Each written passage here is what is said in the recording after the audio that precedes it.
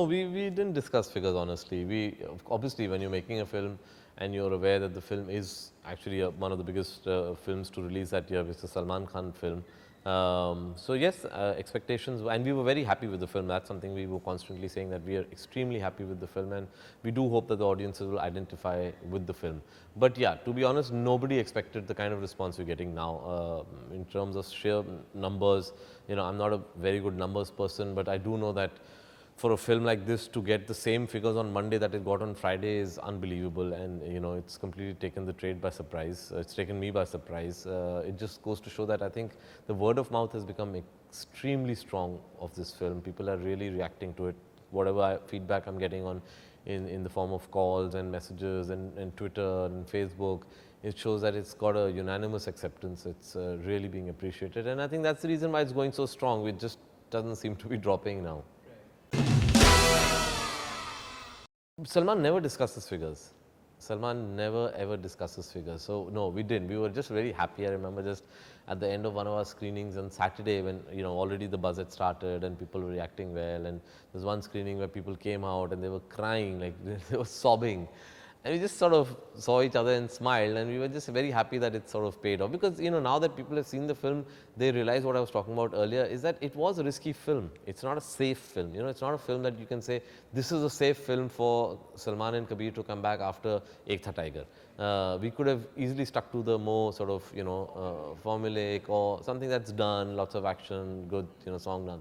This is something that we really stuck our neck out. We said, okay, let's do something different. Let's try and, you know, present Salman in a completely different light, have a character which is very consistent, which is very endearing, and Salman really pushed himself. Probably what they mean is the sort of, yeah, Salman, which was a very endearing, very charming sort of a, I'm sure, because there's definitely, I think Pawan, you know, or Bajrangi is definitely the most endearing character that Salman has played. I mean, when I was making the film, I used to feel that. I used to say that this is the most endearing character Salman has portrayed on screen. Of course, I can't say too much about it because my own film, and you know, before a film releases, every director says that about his films and his characters. But even now, from the kind of feedback that I'm getting from people, it's very obvious that, I mean, there's so many people just saying, you know, that it's his best, it's his life's best, it's his career best, it's a sort of a milestone performance, and I'm so glad he's getting that recognition, and he's getting that in a film where even every small character's performance is being raved about. So the fact is, despite the fact that everybody's performing brilliantly, you know, Salman is shining through. Nawaz, of course, is a fantastic actor, is a fantastic performer. He's getting huge sort of applause for that. People are mesmerized by the girl. I think the response to the girl is something, you know, the last time I remember this was probably Jugal Hansraj in Masoom. I don't think any other kid got that sort of response that he has. I knew the score of this film is very emotional, even though, you know, now that you see in the film, there's a lot of humor, and what I've tried to do is I've tried to actually run a lot of subtle humor through the film. In fact, the brand of humor that I've used in this is the brand I'd used in Kabul Express. And so it's like a, you know, but I thought it's like a smile along film. But only after I realized that people are just laughing and, you know, enjoying that humor so much. And I knew that the core of this film is very strong emotionally, and I thought, yes, people will get moved, but yes, I never, you know, anticipated the kind of emotional outpouring that is happening, where people are coming out like bawling. You know, you saw that shot of Amir coming with that big towel, you know, wiping his face after having seen the film. That I didn't expect, but I'm happy. I think they're being moved. It's a beautiful story. It's a beautiful story of human relationships, and the fact that they're getting moved.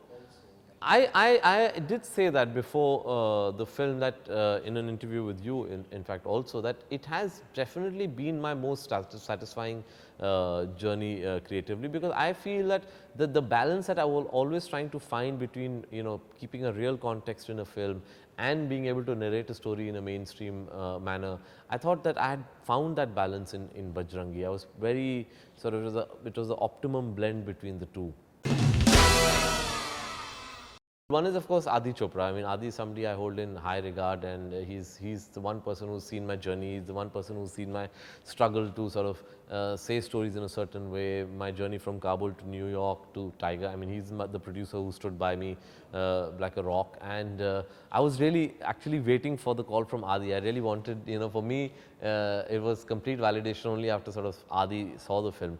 And I've never seen Adi as so excited as he was on that phone call when he called me on the day it released.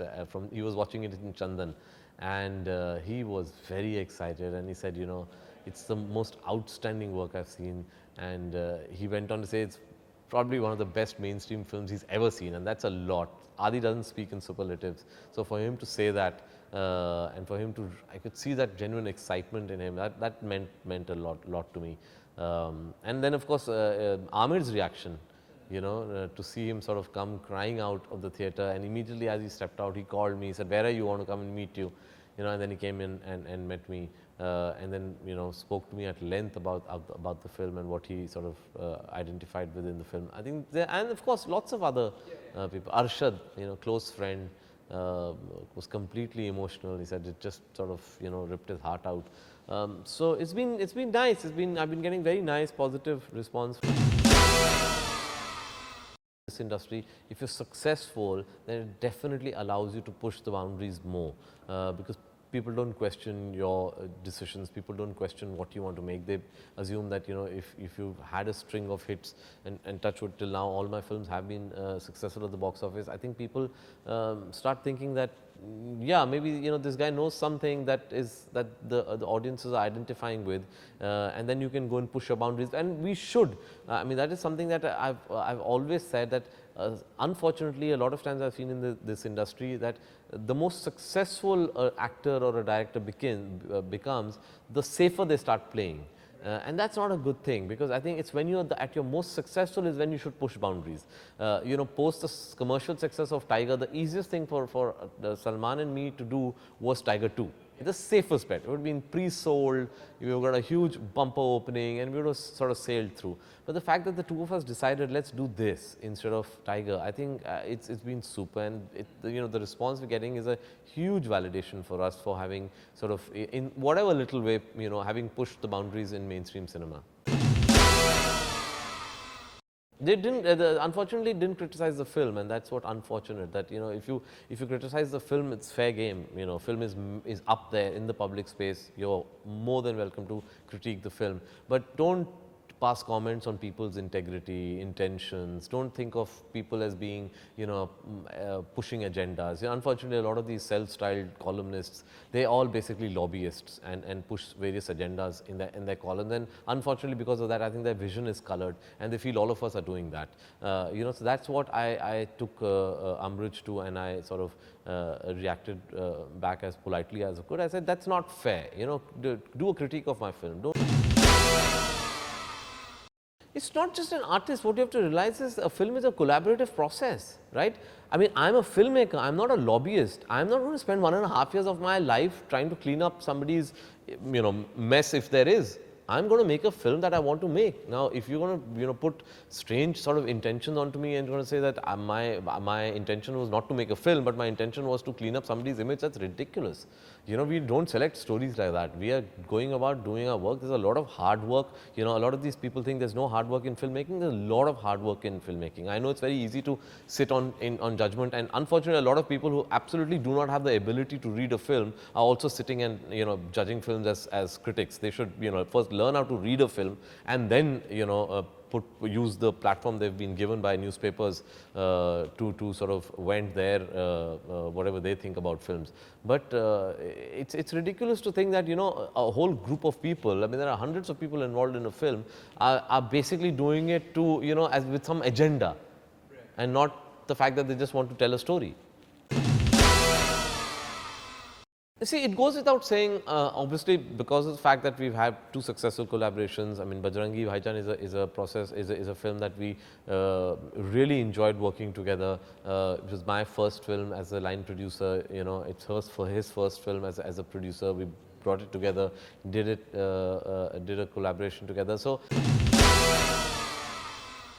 There's a big contrast in the treatment of the two films between Bajrangi and Phantom. I think every story decides its own treatment, and Bajrangi Bhaijaan is, I would say, looking at more at the people-to-people friendship. It's a more utopian film, you know, in that sense. It's looking at a world that we would like to live in. Unfortunately, that's not the world we live in. We live in a world which is much harsher and more cruel. Of course it is. It is definitely a utopian setting, you know. I mean, I'm not a fool. I know that a Pakistani crowd cannot storm a border checkpost, and that too in Kashmir, and expect, you know, the Pakistani army to stand by. Unfortunately, it won't happen, and neither will the other side, the Indian army, open up its gates and let somebody come in, even if he's become a legend through a viral video. That unfortunately will not happen. But in films it can happen, and why not celebrate that vision? Why not celebrate that dream and do that? Phantom, on the other hand, is much more real. Phantom deals with the cruel world that we do live in, and but the ideology from which Phantom comes and the ideology from which Bajrangi Bhaijaan comes is exactly the same. If I was to explain that, what I'm saying is that I very strongly believe there has to be people-to-people friendship, and religion and political divide should not come in the way of people-to-people friendship. I equally strongly detest the people who create conditions where people-to-people friendship cannot happen. So, as strongly as I feel for what Bajrangi Bhaijaan is saying, I feel equally strongly that the elements, the certain parts of the establishment and certain elements like Lashkar-e-Toiba and sort of similar sort of outfits, they create conditions which will never allow people-to-people friendship. 12611 carried out by Lashkar makes sure that for the next 5 years there cannot be any level of warmth between India and Pakistan. So, just the way as I would like to promote that friendship and people-to-people friendship, I think it's equally important for us to in some way try and eliminate these elements from our society, which will never allow you know, a true sort of friendship to happen. And also what we should not forget is that Lashkar is not something that you know, the common man of Pakistan can also support, because these are the same elements who conduct 2611, and these are the same elements who also shoot, you know, kids in the Peshawar school. And which normal you know, person, which common man of Pakistan can ever sort of support an organization that's doing that kind of thing? I don't know whether it can change people, but it can provoke people to think. I think if there's a sustained sort of a campaign or a sustained sensibility that comes across through our films, through our sensibilities, it can definitely provoke people to think. It can definitely provoke, you know, make people. It just softens softens people's stance. It's like, just I'm seeing the kind of goodwill happening because of Bajrangi Bhaijaan in our country, across the border. There's just, people start looking at each other warmly and saying, yeah, why not? I know it'll take one incident and, you know, again the hostility will begin. That's what I'm saying. It needs to be sustained. It shouldn't just be a one-off. Maybe we should, you know, keep talking about this, keep engaging with real issues and accept, you know, each other's vision with open arms, and not sort of keep, you know, blocking each other and not engaging at all. Yeah, but you know, honestly, I approach films and scripts and the way I shoot, it's always go by gut instinct. So if I feel, and honestly I feel that every filmmaker ultimately makes the film he or she wants to watch. So I approach it essentially the way I would like to watch it. So for me, if I'm pushing drama and emotion to a certain point, if I'm happy with it, I'll go for it. I will never cut short, because I'll feel that person might think this is melodramatic, or that person might think this is too understated. I will do it the way, and then I'll just keep my fingers crossed and hope a large section of the people, you know, identify with my vision and go along with it. And that's happened in Bajrangi Bhaijaan. I think, you know, of course, one can tone it down, one can push it up, and can go tip it over. We can do all that, but ultimately you do what you are comfortable with, and that's the way I approached everything in Bajrangi, whether the little critique of our society or the way you know, we believe in religion, and the sort of, you know, how narrow-minded we sometimes get within our religious beliefs. I did that, you know, purely judging it the way I would say, okay, if I was to do this, I don't think this will, you know, hurt somebody. I don't think this will be taken in the wrong way. It's all part of showing a person's skewed vision. So everything that he's portraying is skewed. So when he says, you know, this is the way they eat, or Muslims eat meat like this, or Brahmin hai to gori hogi, these are all part of a what should I say, of a skewed vision that he has of the world, of a vision that he's grown up in, because he's never questioned it, he's never sort of, you know, gone out and say, is this true or not? Never looked beyond it. So when a certain situation is in front of him, that's when he's forced to in some way question his ideology, and that's when he starts realizing the truth. So yeah, it's a very sensitive issue that we've been in. You know, the whole communal issue in our country is very sensitive. The whole caste issue is very sensitive. So it did. I think when we were doing this, we did think a lot about it. But at the end of the day, I felt that if you say it, you know, I believe my heart is in the right place. And I said, if I say it in a certain way, bring it in a humorous way, I think people will understand what I'm trying to say. People will understand sarcasm where it's meant to be understood and not take it at face value. And I'm glad to say, you know, maybe apart from a few stray voices who might not understand that sarcasm or might not have understood that level of humor, I would say 99% of the audience has wholeheartedly accepted it and understood exactly what I was trying to say. And therefore, you know, we have the kind of response we do. Katrina still hasn't seen the film. Katrina messaged me from London to congratulate me on the sort of commercial success of it. But I said, come back. She's right now in a place where there are no Hindi films being shown. So she's going to be back, I think, tomorrow, and I'm going to show it to her.